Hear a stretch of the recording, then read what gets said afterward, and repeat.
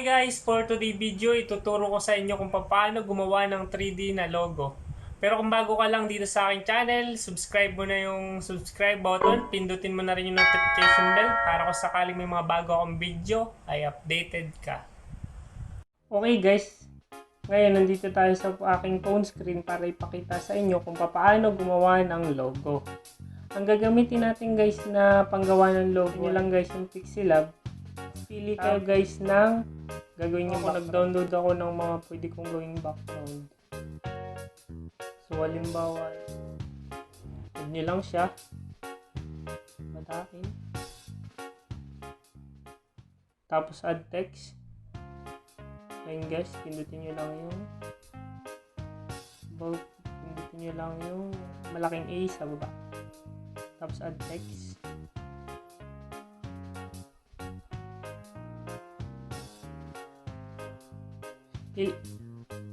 Ilak nyo pala guys. Pindutin nyo lang to. Yan. Tapos lagyan nyo ng lock. Yan. Back. Pindutin nyo ulit. Tapos pindutin nyo na yung text. Edit nyo na. Ito tayo ng logo. Okay. Hila. Tweet.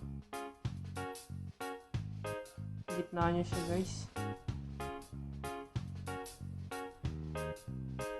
Tapos add nyo ng text. So ako ang ilalagay ko syempre yung pangalan ng aking vlog. Tapos pindutin nyo lang yung done. Tapos add pa kayo ulit ng isa pang text.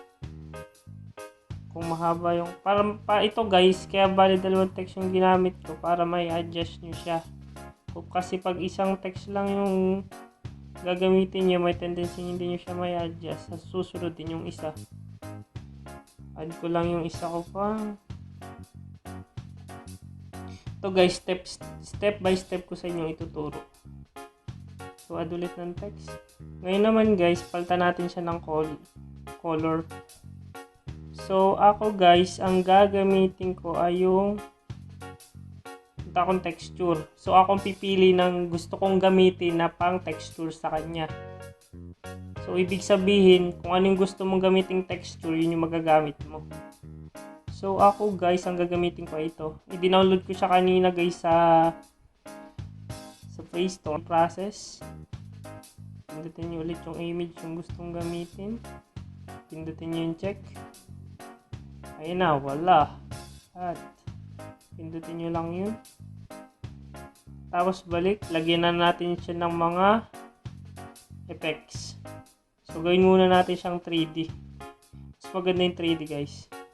So, apply the 3D. Check. Apply nyo rin yung 3D dun. Pindutin nyo lang yung check. 3D na siya guys. Tapos, lagyan natin siya ng inner shadow. So, inner shadow, kayong bahala kung ano sa tingin yung babagay para sa inner shadow niya. So, kung gusto nyo medyo, paano ninyo kulay niya, pwede nyo pindutin yung white. So, madami namang kulay guys. So, parang gusto white na lang. White. Tapos dito sa taas, lagyan nyo rin siya ng inner shadows. Gawin yung white. Ayan guys. Pindutin nyo lang yung check. Para ma-save inner shadow, lagyan naman natin siya ng shadows. Ayan. Nag-a-adjust na siya. So, ganoon din yung kabila. Lagyan din natin ng shadow. Ayan, may shadows na siya. Tapos, pagkalagay natin ng shadows, lagyan natin siya ng background.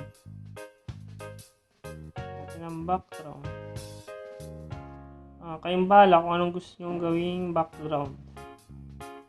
So, para sa akin na maganda diyang background ay white or pili tayo ng magandang background. Babae naman. So, yung black na lang. Ayan. Tapos, adjust nyo lang siya para gumitna. Adjust nyo din yung nasa baba. Parang palaki-laki natin ito ng konti. Yan. Tapos natin ng konti. Ayan guys. Umpisa pa lang yan. Natapos na ninyo. Pero may gusto pa kayong, ako gusto ko pa siyang lagyan ng effect. Hindi pa ako kontento. So, punta ulit akong gallery. Lagyan ko siya nito. Pero, yan. Pindutin nyo ulit yung check. Dito. Tanggalin nyo yung shadow niya. Ayan. Tanggalin nyo, erase nyo yung color niya. Pindutin nyo yung green niya. So, babaan nyo yung green.